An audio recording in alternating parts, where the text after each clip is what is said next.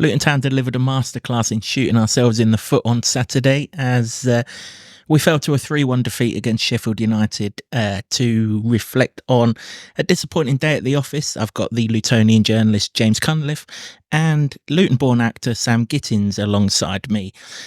Gents, ready to reflect on that again? No. If we must. Absolutely. We'll do it after this intro.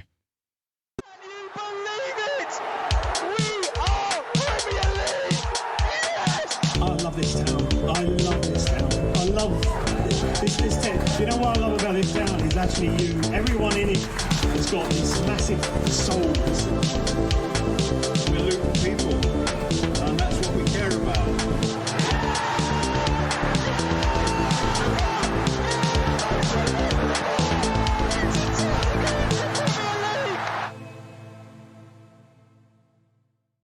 Hello everyone, welcome along to another episode of the Luton Town Supporters Trust podcast. As I said before the intro, we're joined by a special guest for this episode.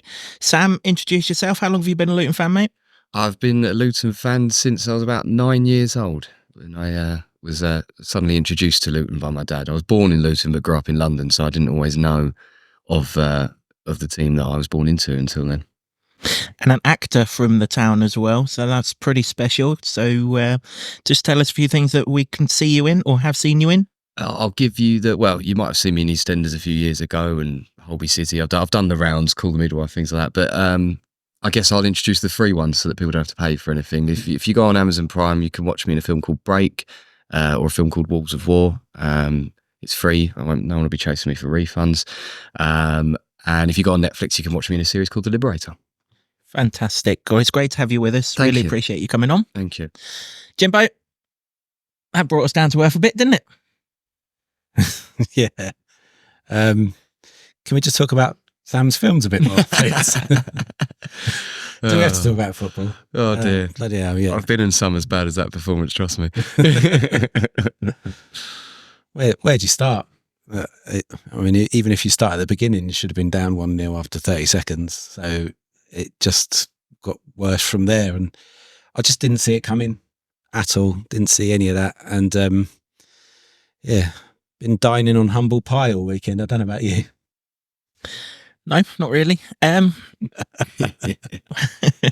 Just one of those terrible days at the office, and in true town style, we bring them out at the time where we most didn't need to do it.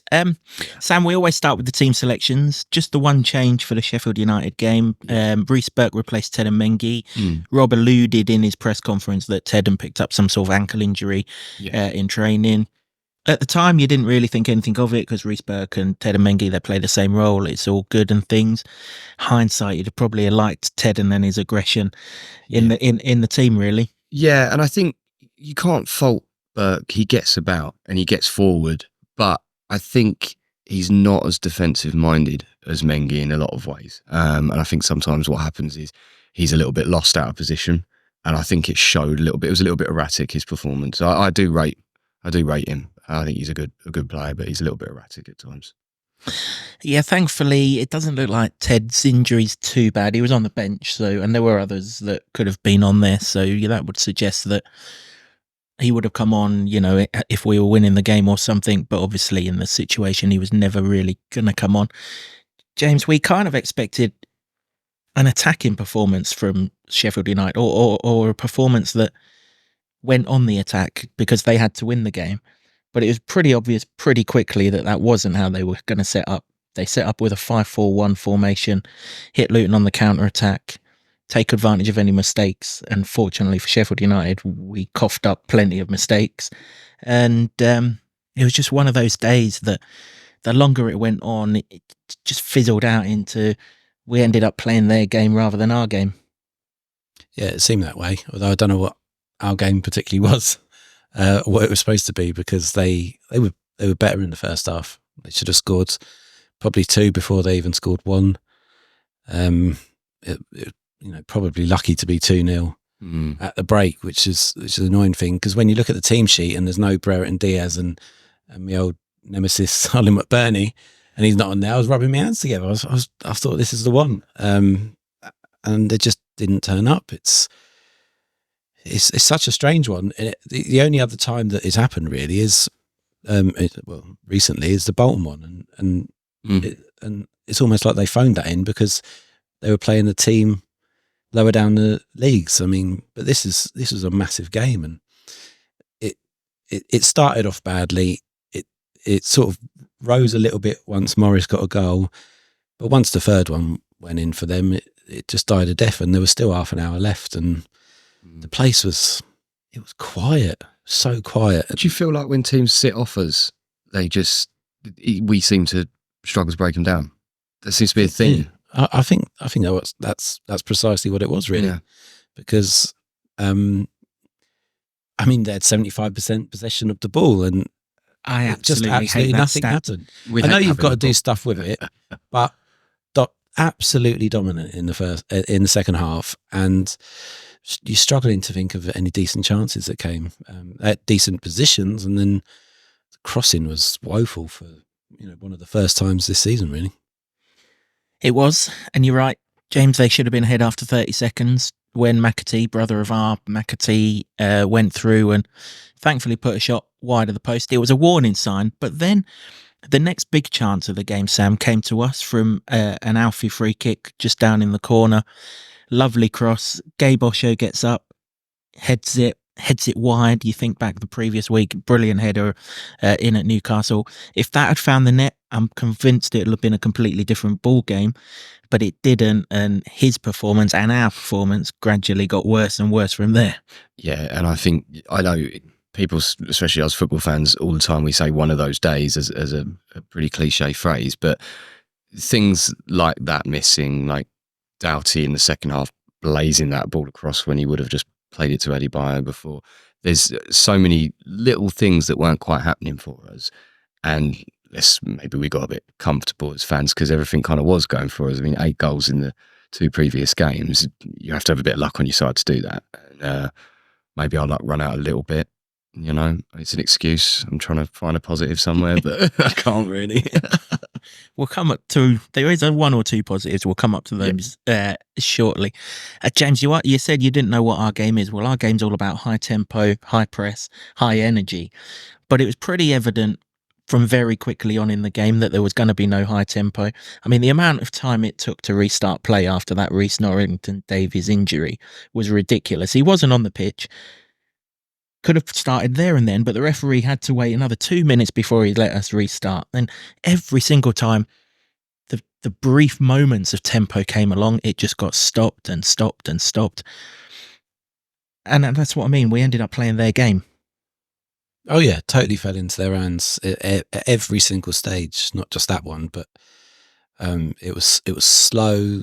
The passing was slow. The movement was slow. No quick balls. I mean, their formation probably dictated that a little bit, that they were playing pretty low and keeping it quite tight. So there was none of that. You were never going to get what happened at Newcastle, for instance, but they managed all of Luton's major threats really well. So down the flanks, Chio had the complete opposite game to the freedom he got at St James's Park. Doughty, his crossing was way off, his set pieces were way off. I don't know what you put that down to, really, because it has been brilliant. He's been one of the best in the Premier League, so he's got loads of credit in the bank, really. You can't criticise him too much. It's just like he had one of those off days where everything he hit was nowhere near, or it hit the first man. And that one you mentioned where he got to the byline, you're thinking, just pull it back, and he's absolutely lashed it over everyone's heads. It's just, sometimes you get these inexplicable things in football, don't you? And how many corners did we have? I don't know the stat, but 13. Yeah, was it 13? There you go. It just loads. We usually would net one of them, Yeah, well, that's what I was thinking would happen. But I mean, by the second half and the last half an hour in particular, it just seemed desperate, really. Mm-hmm. It just like it wasn't going to happen.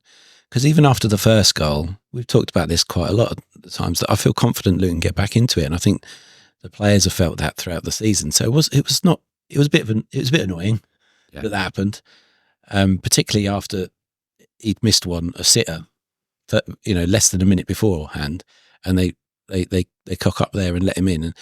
But at that stage, it still wasn't panic stations. But once you go 2 down and you knew what they were going to do, which is defend as well as they did, and you have to give them some credit. Osho's got to deal with that as well. When Absolutely. The ball's there for him to take away, and he tries to be cute on the turn. And I think if I'm recalling it right, there's a couple of times he's lost the ball this season in that kind of situation, and we've really paid for that there. Yeah, I mean, we said that. Well, we say a lot on these podcasts. The first goal is crucial in these games of football, but against a team who's just hell bent on sitting in, frustrating, and everything else, the first goal is massive, because once you concede it, the time wasting starts and everything else, the tempo gets even worse. But I think back to the Burnley away game last month, and we're in exactly the same situation. Okay, they weren't as deep as Sheffield United were. You wouldn't expect them to be. They were at home, Sheffield United were away. But we had, I think it was 63% of the possession that night. And it was so slow. We'd side to side, square passes, backward passes. It did not move quickly. And it was exactly the same again on Saturday. No real forward passes. When Barkley got the ball, he tried to look forward, saw a bank of yellow, and then had to turn back, give it to Osho, give it to Bell, give it to Burke. We need, when we come up against these teams, and let's be fair, one of the reasons why we struggle against these teams is we don't come up against it very often. You're looking at the last 5 years, we've probably been favourites in, I don't know, a dozen games in the 5 years. So it's not something, why would you prepare for something that you're going to encounter 12 times in 5 years? But if we want to go, and I think Rob says this in his post-match press conference, which we'll give you some glimpses of later in the show, if we're going to be where we want to be as a football club, i.e. sustained in the Premier League, building in the Premier League, favourites for games in the Premier League, we're going to have to get used to having lots of the ball and moving it quickly, moving it forward and getting in between these sides and causing them difficulty. And it was almost like you could tell we were a team who we ain't used to doing it. And when we had to do it, we were like, oh shit, how do we do it? And I know they'd have prepared for it. I don't think Sheffield United would have took Rob and the boys by surprise like they took me and James by surprise. But you can train against a team on the training pitch that ain't doing it. But when you actually come up against a team who is doing it, it's a different story, isn't it? And I'm hoping, I mean, there's this saying in sport and in life in general, isn't it? You win or you learn. Yeah. So I'm hoping that we learn from this, that the next time it does happen, and I suspect you're probably looking at Palace or Forest for the next time it happens. The next time it happens, that we're much more on it and much more prepared for what's to come and much better suited to it. But we just looked like a team that tried hard, but just didn't have the sort of preparation or practice of preparation to break it down. And ultimately, the longer it went on, the easier it got for Sheffield United, really. It really did. And I think we said the word desperate before, didn't we? And that kind of sums up towards the end of the game. But you're absolutely right. We can't just do really well when we're not expected to. That is what's great about this club and the fans and the town and the people, is that if you call us an underdog, we come barking. And that's why we've had such fantastic results this season. But if we're not the underdogs, which we're not always going to be, we still need to be able to just professionally get the job done, kill them off. That's what we need to do, be a bit more ruthless about it. Yeah, exactly that. And whilst we're doing that, when the game's at 0-0, you cannot make defensive mistakes. And we love Gabe to bits on this podcast. Of course. This is now 2 weeks in succession, and I'm not digging him out. I completely understand the situation and everything else. But Cameron Archer scored the exact same goal that, Sean Longstaff scored it last week, didn't he? But Anthony Gordon was the one who went past him. You're level with him on the halfway line. It sounds horrible, but wipe him out. Just wipe him out. There's no blue cards, there's no sin bins or any of that bullshit yet. Yeah. Just take your yellow card in exactly the same way that Holgate 15 minutes earlier did to, I think it was Morris down that side. He just wiped him out, got the yellow card, and then cracked on. Just take him out, Gabe. You're on the halfway line. You're not getting sent off. We'll get back. We'll defend the free kick. We'll stay 0-0 and we'll crack on. Once he's past him, we're in big trouble. He's missed a sitter 30 seconds earlier, and how he's missed that, I've absolutely no idea, but he ain't missing twice. Not that chance. He had all day long to size up where he's going to stick it. And I'm not really sure what the aim of that, what he was trying to do there, because you could toe poke it back to the goalkeeper. It just seems like it was trying to be overly. The most complicated option is the one that he tried. Yeah, it was a real cute. Cute. Like you say, either wipe him out, whack into touch, poke it back to the goalie. But yeah, you're leaving yourself exposed there, really. And it was, but as bad as that start was, like I say, I was like, okay, well, this is where Kenilworth Road rallies, doesn't it? And the place gets going again. But and it did sort of, I guess, but it's killed off essentially by the penalty. Yeah, the penalty completely took the atmosphere, took the wind out of the ground, which is rare and it's tough to do. It's tough to take our voice away, but it did. And credit to the Sheffield United fans; they were very loud, probably some of the loudest we've had there. Probably because they haven't had a lot to shout about. Bless them. He said that we've had enough of stick from this lot. No, all fair play to them. They were loud, and that also, it makes things harder for the home fans to get back on side, doesn't it? Yeah, it does. Yeah, I mean, I've dug Gabe out for that goal, but anyone who wants to point out that Ogbene's first touch from the long ball forward to him being horrific, yeah, you're absolutely right. And of course, Burke's gone on the overlap to give Chio support, and that's what's left Gabe absolutely exposed one-on-one with Archer. So there was so much wrong with that first goal, it was untrue. There was a hell of a lot wrong with the second goal. I mean, we've mentioned VAR on these podcasts far too many times this season, but this has to be the biggest joke of the lot, right? Neither of them are penalties. They're just not penalties. Neither player are looking. We'll cover them both, like Rob did in his press conference. We'll cover them both at the same time. Neither player's looking at the ball. Reece Burke's in the air when someone grabs his shoulder. I couldn't work out if it was Morris or if it was Sousa, but someone's grabbed his shoulder and taken him off balance, which brings his arm up. Anyone who's lost their balance in the air, they're not just going to fall flat on their back. They're going to bring an arm up to try and get their balance back again. Ball gets headed against his arm. He's not even looking at it. Not one person on the football pitch or anywhere else appealed for this. And then 70 seconds later or something like that, whilst play's going on, we're just passing it around like we have been doing. All of a sudden, the referee blows his whistle. I'm like, what's that? Where's the foul? I didn't see the foul. Is it offside?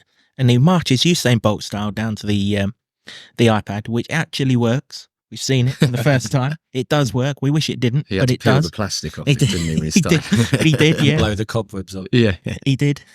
So it does work. Goes over to the screen. You knew full well as soon as he goes over to the screen, he's going to give a penalty, and then you see it back and it's even more ludicrous. Very much the same one for our one. We did appeal, but we only appealed because we'd known that he'd already given the first one. So if you appeal, you're going to get the second one. They're just not penalties, are they? I mean, penalties? Well, they're not to us football people that watch it. I think that's been the universal opinion. But by the letter of the law, it is. But the law's an arse, then, isn't it? Really? Yeah. Because I'm not even sure it is by the letter of the law, Jimbo. I mean, well, it's this hand in Unnatural unnatural position, position. yeah. But there's got to be a There- reason why it's in an unnatural position. That's got to be taken into account, isn't it? And I think you've also got to think, okay, if I'm sat down like this is an unnatural position for my arm. If I've just jumped in the air, then that's not unnatural at all. It's a balancing arm. Exactly. Maybe I'm being pedantic, but I just think they've got to put some common sense in there. yeah, well, they're not putting it in. No. That's the thing. They never will. They'll play it to that letter of the law, and that's something that's got to be looked at because it's nonsense. People used to know what handball was. Yeah. And like Rob said, he doesn't, and nobody does. And particularly when nobody's, like you say, the bemusement of it, because I was in line with that where I sit in the bobbers. I didn't see a hand going up there. There were no appeals, nothing. Play goes on as normal. And then suddenly, because the ball stayed in play for such a long time, you'd forgotten about what the hell had gone on. Yeah. And then suddenly there's an issue and you go back and it's, if the referee hasn't spotted it, then surely leave that alone. Yeah. This is where people are getting annoyed by it because you've got to let a referee the game. And if he gets it wrong, so be it. That's been happening for eons. Yeah. You can have a discussion we'd have a discussion in here about how a referee's got it wrong, but that's human error. But to go back and do that, it's frustrating to everyone. It's confusing in the ground Yeah. as well. It's not handled in the right way. If you watch rugby at all, you get to, and I'm not advocating that's a better game than football in any way, shape or form, but in terms of the way they police it, it's perfect. It's better officiated. That's God, for sure. So much better. But they're both of them at that. I think because he's given the first one, he has to give the other one. The other one's even less of a penalty. The one that Luton gets is even less of a penalty. Yeah. He almost gave that because he thought, well, I've just given one really similar, so I'm going to have to give this one now. It's just... I mean, how you can say that's a unnatural position? It's just, I can't even see it properly on the replay. I've watched it so many times. Sheffield United fans, it's not a penalty. And he didn't deserve to have a penalty against you. But because he's made the first one, because they've called it like that, they're going to, I guess, actually, if you want to give them some credit, if you want to look for some rose-tinted joy in it, they've stayed consistent, haven't they? Yeah. Consistently bad, but consistent. Yeah. But they're not penalties. And it gives Luton a bit of hope in that respect. So, you don't mind it from that perspective, but in a general sense, these decisions need to be got right, and they're not. Yeah, I just need to clarify because obviously people are going to go back to the Wolves penalty that we got. The difference here, where I made a big claim about how high the bloke's hand was against Wolves, he was standing on the floor and he was perfectly balanced, and his hand was facing the plate. Riesberg was in the air when he was knocked off balance when that arm comes up. That is the difference. And facing the other way. And facing the other way. They're the two big differences. They're night and day. Absolutely, totally different. They are. To me, the VAR handball that should be overturned are the James Ward-Prowse ones down here. That's an obvious handball against West Ham. You overturn that, it's not a problem. These ones, just leave it. I'm surely in sport, someone has to appeal for a decision before a decision could be made. If you don't appeal in cricket, you go back, bowl the ball, and you crack on with it. Even if the umpire knows that it's out, you've got to turn to the umpire and appeal. Surely someone has to appeal to the referee for a decision. He can't just say, otherwise he's being biased, isn't he? He can't just wait for the referee to make a decision and keep doing. I mean, it don't make no sense to me. And the other thing that got on my goat is everyone said, oh, well, it cancelled it out. No. Other way round, it would have cancelled it out. But when you go 2-0 down because of one of these, you have to completely change your game plan. Well, their penalty absolutely changed the entire face of the game. Because like I say, I was confident that Luton might be able to find a way back in. At 2-0 at half time, it's absolute shell shock at that point. Yeah. And there doesn't feel like a way back in because they've been utterly dominant. Let's face it, Sheffield United beat Luton fair and square. I've got no qualms about that. Took their chances and played well. I don't like it. I didn't want to have to admit it. This is not the podcast I hoped I would be doing, but it happened and that's a reality. They were better.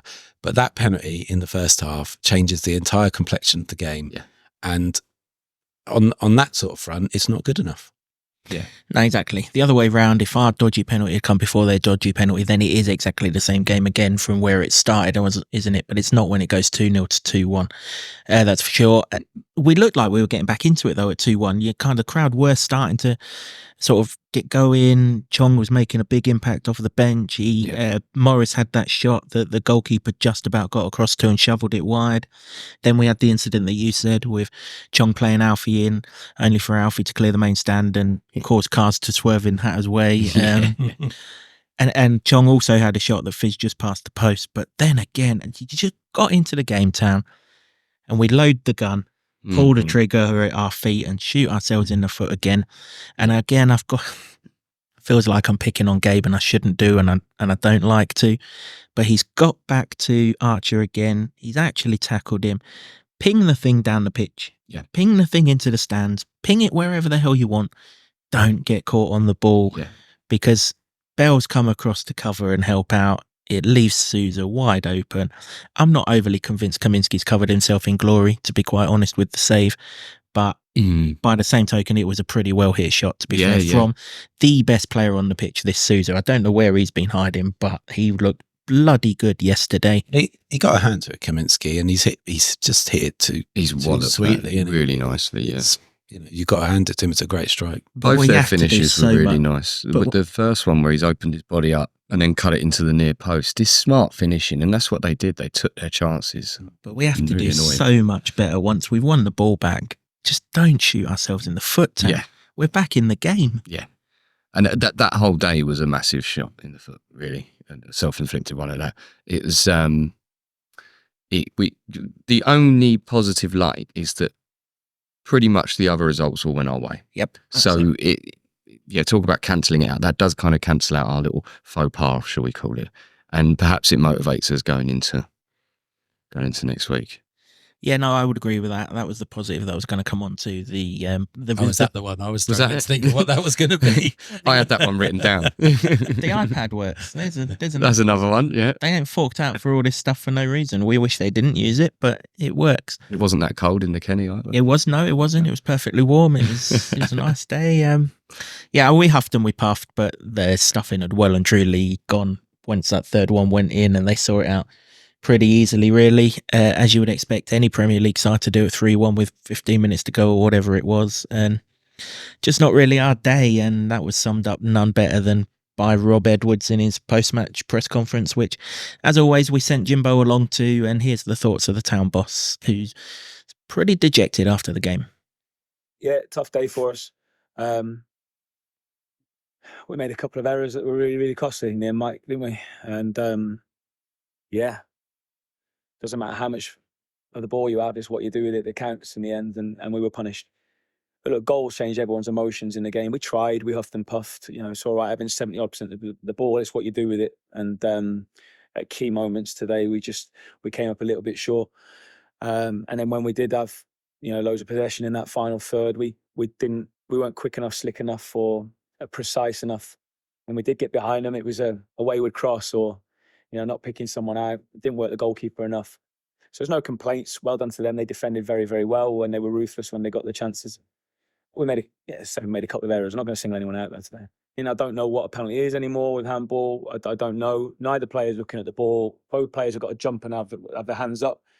I don't think either one was a pen.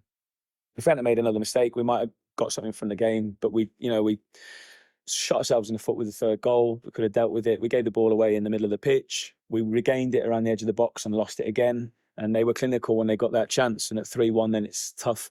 And obviously they can really hang on to it, get bodies back and defend that lead, which they did very, very well. It's learning for us. We've got to improve from it. We've got to dust ourselves down. It's a difficult day. Congratulations to Sheffield United. We've got Man United next week that we've got to get ourselves up for now, which isn't too hard to do, fortunately. So, we'll learn from it, try and improve over this next week, and we'll come back better next week. We have to. Yeah, summed up pretty well from Rob there. The key thing is just park this, right? It's gone. Can't do nothing about it now. Just park it. As we said just before we heard from Rob, nothing's changed in terms of the league position, in terms of we're still a point clear of Everton, still a point behind Notts Forest, and of course Crystal Palace still to play on Monday night. So just park it, learn from it, but then just move on, really. That's all we can do. Yeah, I'd like to move on. Yeah. Talk about Sandwichgate. I mean, they've just absolutely had town on toast, really, haven't they? And it's not anything, we didn't see it coming. Even we had Blades complaining on the comments on YouTube, but even some of them saying they didn't see it coming before the game. They're probably gloating now. And fair play to you. Get on there, go on, have a good old gloat, because that's what it's all about, innit? We got it wrong, so. Yeah. And I think you're right. We just tabled out now. Nothing's changed, and the atmosphere, the last few games, I feel incredibly lucky to have been at. It's sensational. And let's mess up now when it's affected nothing, and not mess up when we're 4 or 5 points from safety, and we need to grind out those last 10 games of the season or something. That's the thing. I don't think it changes the landscape of it. They're still going to have to perform a miracle to get out of it. They had to win that to kickstart it, but I still think they're down, and I still think Luton will stay up. It's going to do it the harder way. Yeah. Of course we are. We are going to do it on the last day, and it's going to be a stress. It's Fulham we've got on the last day, isn't it? We're going to make it as stressful as possible for us because we're Luton Town, and that's how we like it. Yeah, it wouldn't be the Luton way to do it simple. That is for sure. Let's hear from a couple of people who were involved in the game. We sent James along to join the press boys for a little chat with Sambi Lokonga after the game. He also pretty much reflected on what we've just said. Park it and let's move on. Here's what the Belgian midfielder had to say. Was it more a case of some mistakes that cost you here? Because obviously you had a lot of the ball and probably could have won, haven't you, the other day, but they defended quite well as well. Mistakes, I don't know, but Sheffield were waiting for the mistakes and to go and counter. So yeah, they were clever with that one because they got the result. So it's up to us to not allow these mistakes for the next games. Is it something to learn from? I mean, particularly in the second half where they were defending so deep, but heading and kicking everything away. Something to learn from of how to beat teams that do that. Yeah, I think they back up, with numbers. So it's up to us to find the gaps to try and attack the back, and we didn't today. So yeah, as I said, it's up to us to learn from this game. But it's a disappointing result. It's the way it is now. We can change it, so we need to focus on the next game. So I think we knew the importance of this game, but we didn't took it. So yeah, it's up to us to go and get some result against bigger team. But they started well from the kickoff. They had a couple of chances. So yeah, we took time to get in the game, and yeah, after it was too late to come back. I think when we had the 2-1, we believed that we could do it, but when we considered the 3-1 was more difficult. But yeah, we didn't stop believing. But yeah, after the 3-1 was difficult to get back in the game. I think all of the goal we need I need to recheck because yeah, was a bit. It's difficult to speak about it now, but yeah, I need to have a clear on what happened, and yeah, we'll make my opinion on it. We had a lot of the ball, but yeah, we didn't create chances, and yeah, about the day is we need to create chances. Otherwise, it doesn't matter to have the ball. I think we need to learn from this game and to check our mistakes and to not do them again. And once James and the press gang had finished with Sambi Lokonga, he caught up with the speedster on the right-hand side, Ogbene, who gave much more detailed answers of how the confidence is still high. And we'll just park this one and move on to the next one. With a result like that, does it feel like you played into their hands too much? I mean, because the second half, it was all Luton. I don't know if you know, 75% possession, but just couldn't break them down. They just defended like we probably would expect them to. Yeah, we play high intensive football, and it's difficult to play that when they're in a low block. What do you know? Naturally, you want to play fast, but when they're already there, you can't really just have forcing stuff going in behind when there's no space to go in behind. And maybe we just, even though we were patient, maybe we were just too patient. I think sometimes we could have taken some risks into the strikers, and maybe just risked a bit more. But when they're set up like that, it's difficult because if we start rushing it and, forcing things, you're playing into their hands as well. We just have to be more patient, but I think we were too patient. That ultimately, if we were just too patient, we were just playing too slow. We just needed to raise the tempo, and that's what we didn't do. Because not many teams will come in and do that, will they? And so you started off with sort of an element of the favourites tag for this game. Yeah, it's funny enough you say that. At the start of the season, we wouldn't be thinking that, but I think it's good for us to learn from this because if we do stay in this division, the newly promoted teams will probably do this to us, and we need to know how to break it down. Or, we start winning games, teams might fear us in our home, so they might try to, go in a low block. So we still need to play with intensity. Even though they let you have the ball, we kind of have to do something with the ball and not just keep it because there's not enough pressure. And I think this is the first time we actually, got this kind of respect or this kind of time on the ball. Maybe we just didn't really know. We're not used to it. Maybe we just need to pick it up again. I know it probably won't feel like a positive, but can it be with that amount of the ball that you've had probably the most of the season, something to work on for? Yeah, it's good because when we look at the clips now, we can now start picking moments where we can be a threat because now we can watch it and say, well, if this happens again, this is what we're going to do differently. Because, as I believe there will be teams come here and try to upset us. So I'm happy it happened now because later on in the season where, we really need to win games and we don't know what to do. So now we know what teams can do to us here. We just need to find ways to break them down and break them down with tempo. I think that's what we lack today, tempo. I guess it probably feels a bit flat, but I mean, you're still out of the bottom three with a game in hand on those teams above you. So that is another positive. Yeah, it is positive. I try not to think too much about, this loss because, as I said, if we lost to Man City, people will just say, we expect to lose against Man City. So we lost the football match. That's how I see it. We lost the football match. Obviously, we're devastated, but, we just have to look forward to next week. Let's park that game now. It's been and done. These boys have got so much credit in the bank. I'm not going to criticise them and kill them off for one bad performance. Yes, it was the most annoying time that it could have come. But hey, it come. We all have bad days at the office. They had theirs, and let them rebound against Man United next week. Let's speak of some more positive stuff, because there was positive stuff away from football this week. Sam, did you see the video that the club circulated earlier in the week about the players getting their Premier League debut balls, and John Still was in there? It was just such a lovely Really sort wholesome of thing, wasn't it? And the thing that I took from it was how humble every player was going up. You know, there's none of this, we're Premier League big time Charlies now.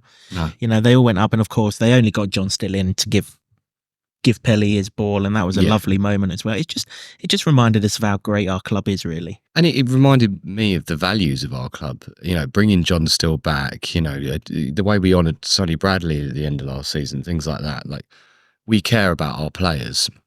And I think it was Ross Barkley said in the press, I think it was recently, he said that he's never been at a club where the boys are closer and more together. And I think that just, I'm more proud of that than anything else that you hear about our club, because it just means that we look after people properly, and they seem to reflect the values of our fans as well. Yeah, exactly that. I mean, that video started with Rob saying about John Still, and you know how none of it would have been but for just the humbleness of Rob to appreciate that John Still started it all and everything.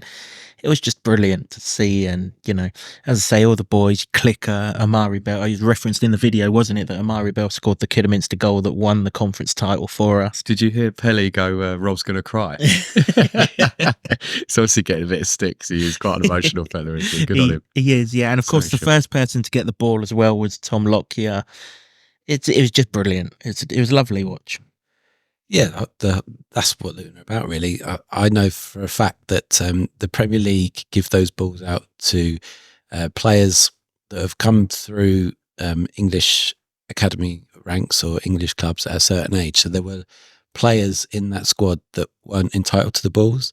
So what the club did is just got them made anyway. Oh, wow. Yeah, so the likes of, I think, Kaminsky and Mads Anderson, the like, who weren't in the country yeah, at so the they time, should. Weren't entitled to a ball by whatever rule the Premier League have put in for giving these prizes out. So they've just made up one for everyone that's had a Premier League debut this season, which speaks volumes. It's fantastic. Absolutely fantastic. Great video. Yeah, agree. And if you've got a spare cage for a ball down there, lads, we'll have it for our one, because it's our debut in the Premier League this season as well. Yeah, just on that, the reason why some of them didn't get it, they'll have got theirs when they had their debuts at other clubs. So Tahith Chong would have had his at Man United.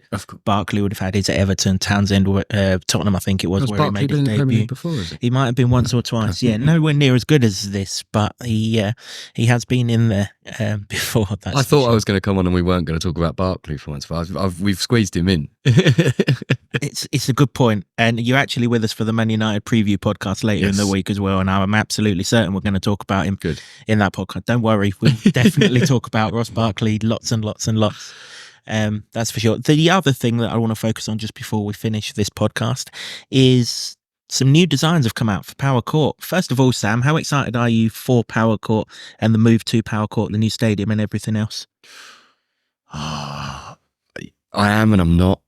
And I think I've been walking into that Kenilworth Road since I was 9-10 years old, and it's just got more and more special year after year. And I'm more in the camp of, I wish we could stay. We can't stay and progress the club. So I'm excited for the progression of the club. I'd love us to be in top flight football in 2047 when it's finished. And I'm sure I'll be excited on the first day. But every time someone brings up Power Court, I just am picturing myself sobbing on the last day at Kenilworth Road, Yeah, absolutely. I think we're all going to be sorry to put a downer on it. No. We're all going to be sorry to leave Kenilworth Road. I mean, you only have to look at nights like Brighton recently. It's an amazing night. And all the great nights that we've had in this league this season to know what we're leaving behind. But that was my auntie hadn't been to Kenilworth Road in 40 years, and she texted me at the start of the season. She's obviously heard how well we're doing now, and she said, "I'd love to go back to Kenilworth Road one day." And a ticket came up, a spare ticket to come with me to the Brighton game, and when it was 3-0 at half time, she was like, "Oh, they're very good, aren't they?" I was like, "This isn't every week." Don't get used to it. Yeah, that's not what happens. Yeah. Yeah, I mean, finally, Hashioka's worked out that we're not quite as good as those first 2 games that he saw. If there's any more spare tickets going for Sam's auntie, if we're going to win 4-0 every time she comes, Auntie Linda, get her in. send him in his direction. Those designs though, James, they're slightly different. All the sides look like they're the same now, as opposed to the past where one side was significantly bigger than the other, and it's rotated so that it's facing the church now. So we're getting closer now, aren't we? It's there. If you've gone past Power Court recently, as we said when we had Wilco on, lots of earth is being shifted. The power station, as was confirmed in the program notes yesterday, has now been agreed. It's in the process of getting shifted along. So things are happening now, and at some point we're going to see this thing built. But we've now got to the stage where the plans are ready to go forward, and they look good. They look decent, but they're not quite as fully realised as the ones we've seen in the past. So I kind of think they've got something extra up their sleeve that they're not quite revealing at the moment. That seems to be what I'm hoping anyway, because they look decent, but when they first came out, the drawings were these really detailed things, and I think that sort of keeps it alive a bit in people's minds. And you had the sort of the videos. Were they official concept videos? The sort of like the slow. It was almost like an estate agency tour of a virtual imaginary stadium. I don't know if they were official or not, but they must have been. Yeah, I was banking on those very much. So yeah, I mean they've still got the halo and stuff there. I like the look of it before. I'm looking forward to what it's going to look like when they've redesigned it and when the detailed plans come in, as well as all the other things that's going to be around the stadium, because there were lots of things in there that interested me and we've not heard much about them yet. Ultimately, I know the world's changed, so if bits of that have changed as well, then you just have to go along with the times, really. What we need is for Luton to be in that stadium, not because I want to leave Kenilworth Road for the same reasons as Sam was saying, but you need to expand and grow, and that place will do it. And it's been a long time. I think it was coming up to 5 years, I think, anniversary. I see it on Twitter every year about when it got approved, and I'm always surprised how quickly it comes around. But that was a great day when it happened, and I think we've always been quite positive on here about it. I know there's a lot of people that always say, well, it will never be built in my lifetime, and I promise you it will. It's 27's the date, isn't it? I just don't think people understand how difficult it is to move something like a substation, because it's not all in Luton's gift. They've got a plan it with the electricity companies. The National Grid are involved, I think. There's a railway nearby, and they have a say in it. And believe me, they can slow things up because they are not quick at doing anything. And that's not Luton's fault. So it will happen. And just got to have faith about it, really. Yeah, the other thing is when that planning permission was given 5 years ago, I think it was 5 years ago last month, wasn't it? 5 years ago, we were in League One. So we were building a stadium for a championship side at best. Well, we've cleared that. So we're now building a stadium that's going to host Premier League football, or we hope will host Premier League football. And of course, an 18,000-seater stadium for the Premier League, you may as well just pretty much stay where you are. So we've had to add to that capacity.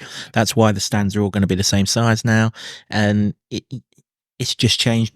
It's changed with our improvement on the pitch. It's changed, as James alluded to, with lots of impacts off the pitch. But the main thing is there is work going on down there. As Sam said, the latest date that we're going to be in is 2027. I think, was it Gary who did the boardroom notes yesterday? I think it was.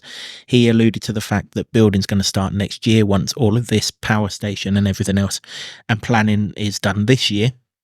And as we saw with the Bobbers stand, once it starts getting built, it will shoot up pretty quickly. That was rapid, wasn't it? Absolutely rapid.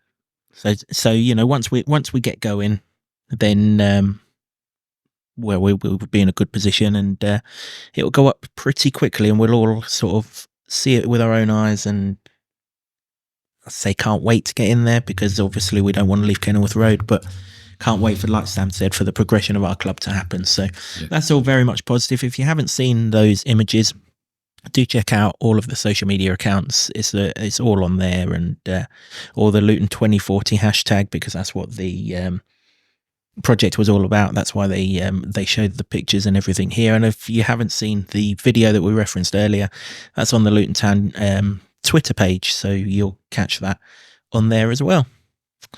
Right, that's it for this episode of the podcast. Thank God, because I don't really want to go through any more football matches like that in a hurry. My thanks to James and to Sam for joining us, especially Sam. Really liked having you on, mate. Thank you for having Thanks me. for joining us. Thank you for watching or listening. Just one piece of housekeeping as far as the trust is concerned. We have been able to rearrange the annual quiz. That will be at the Eric Morecambe Suite on Tuesday the 5th of March. There's no football match that week, so that's a completely free week. So that will definitely take place on that night, 7 p.m. start. Tickets are on sale now. Check our socials and our website if you want to get involved. We do believe that there'll be club officials there. Wilco confirmed that he will be there when he was on the podcast last time. So if you want to test your general knowledge against the main man at the top of the football club, then get your ticket and come along. £10 for non-members, £5 for trust members, and it's always a great night.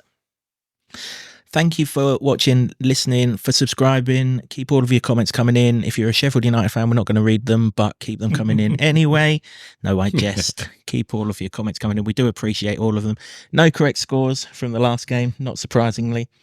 Certainly not from me. I got that completely and utterly wrong, and I'll try not to do that again.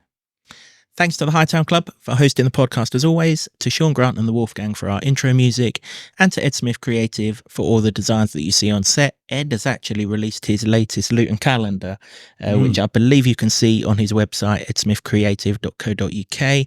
Well worth purchase, particularly if you're a Lutonian and you love the great landmarks of our town, and obviously a really good thing. It goes from February to January this year because he had a few issues last month, so you've got all month to get it and it will still be worthwhile. So do keep a lookout on that. So we thank Ed for all of the designs, and most importantly, until next time, which will be the Manchester United preview and a much happier episode, I hope. Come on, you Hatters.